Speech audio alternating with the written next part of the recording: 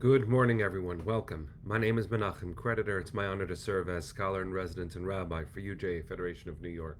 We bring you Torah and music, blessing, and community every weekday.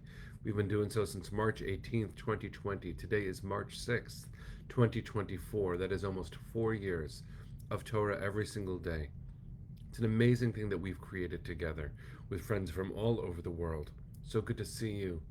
Fabrice sending love to Paris. Michelle, good to see you. Hope you are well. Hi, Marcia. Valerie, Hineni. Arlene and Barry, good morning. Good to see you.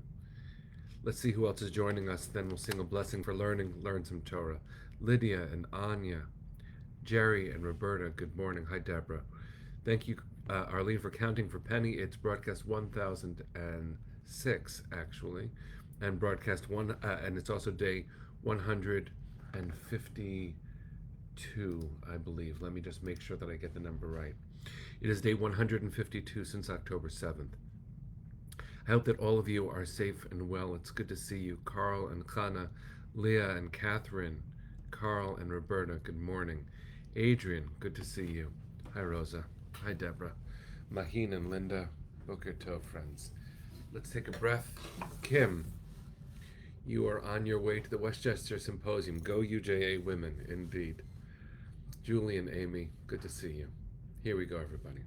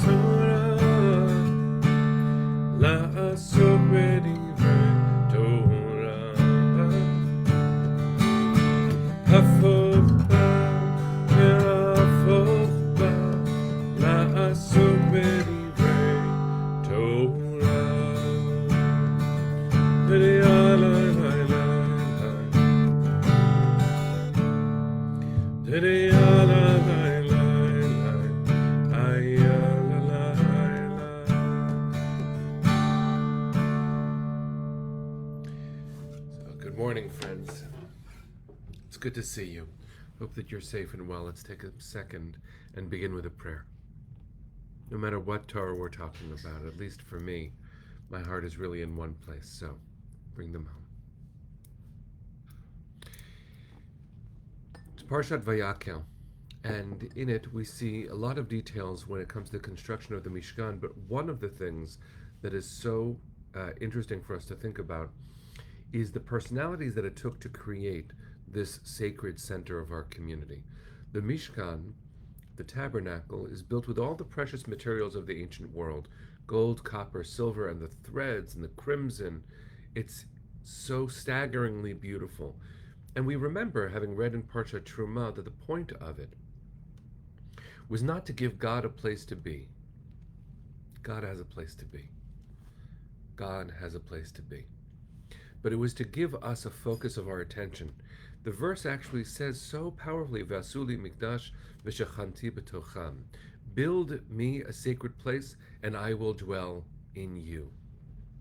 And so how staggering it is to imagine all of this material coming together, and how hard it must have been to envision what this place would look like, literally the architecture of the sacred. And it is stunning. It is a spectacle. It keeps our attention riveted even now. to consider all of this material. But the Midrash actually picks up on one of the things that is difficult, which is for Moses, who is a person of enormous expertise and divine inspiration, to remember what God said to do. The designs are so intricate, Moshe kept forgetting. And so that's the Midrash's way of explaining why we have another character introduced here. The character that we meet in this parsha's name is Bitzalel. And you might know that Bitzalel is the name of a very famous art academy in Israel. It's actually housed in the new UJA campus for the arts in the heart of Jerusalem. You must have seen depictions of the Mishkan, the tabernacle, even without realizing it. You might have seen some of the furniture from it featured in movies such as Indiana Jones and Raiders of the Lost Ark. But you can also Google or just search for illustrated images, imagined visions of what the Mishkan must have looked like. It was a center of our lives, center of our camp. The artistry it took to create that beautiful space, not just sacred, but beautiful, was channeled through Bitzalel.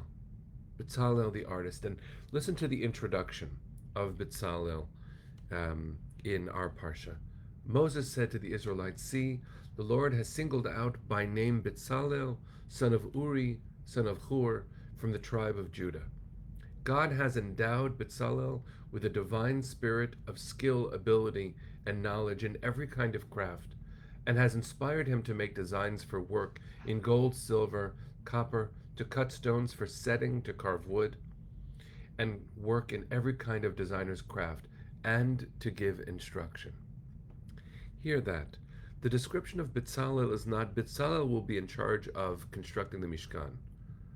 We hear the facets of his artistry as gifts from God. And there's just such beauty in recognizing that he was appointed for this purpose and recognized by the Torah as being imbued with certain beautiful, stunning, and necessary gifts.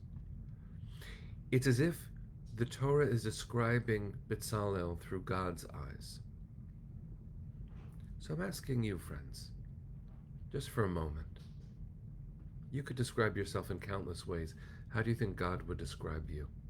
From the inside out, with the facets of beauty that are truly within you, that sometimes pour out, whether it is the love of family, tending to a garden, instructing a child, creating art, singing, wondering about the world, being imbued with incalculable hope.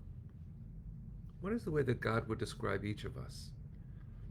Bitzalel's Art Academy in Jerusalem, housed at UJA Center, is a place that reminds us, trains us, recognizes us to be gifts in the world. And in fact, one of the most beautiful ways for us to understand that is Bitzalel's name. Bitzalel is understood in the Zohar, at least, in the mystical canon, as being a composite of two words, Bitzel El, in the shadow of God.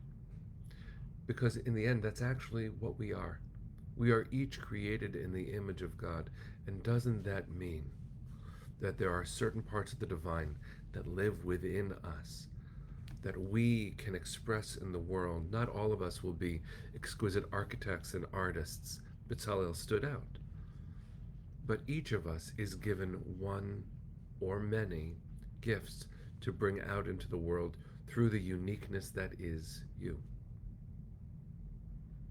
So I wanted to encourage us in these moments to think about the unique gifts that you bring in the world. Of course, this is what makes our love of family, our love of our people, our love of humanity so sparkling, because we're not loving people for being mirrors of us. No two people are the same. The unique facets of who you are you. And at least the way I see the world, the way I believe in God, God made you to be you. It is so precious to see the Torah see the gifts of Bitzalel. Let's use that as a model for making our lives, as Rabbi Abram Joshua Heschel reminded young people in his final interview, to see your life as a work of art. Our hearts, of course, have been focused on our world as it is right now. How could they not be? And so I'm going to ask you in your own unique voice, before we sing Hatikva today, your own unique voice calling out to the universe, to God. How do you call out for peace? How do you call out for wholeness? How do you call out for healing? There's a voice that's only yours. So I'm asking you to use it. Make our lives a work of art, God. Help us remember that we have something that we can give this world. Let's use it for good. Let's use it to be helpers. In memory of B'Tzalel, and in solidarity with everyone in need, especially our family members who aren't yet home 152 days later. Remind us to be helpers. Remind us that you've given us gifts that we are supposed to wield in this world with love.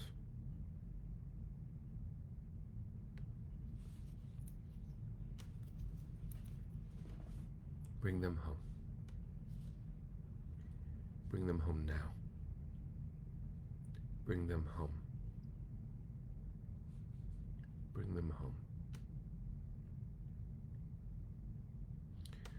Kol od baleva penima nefesh Yehudi homia ulefate mizrach kadima ayin letzion Sophia.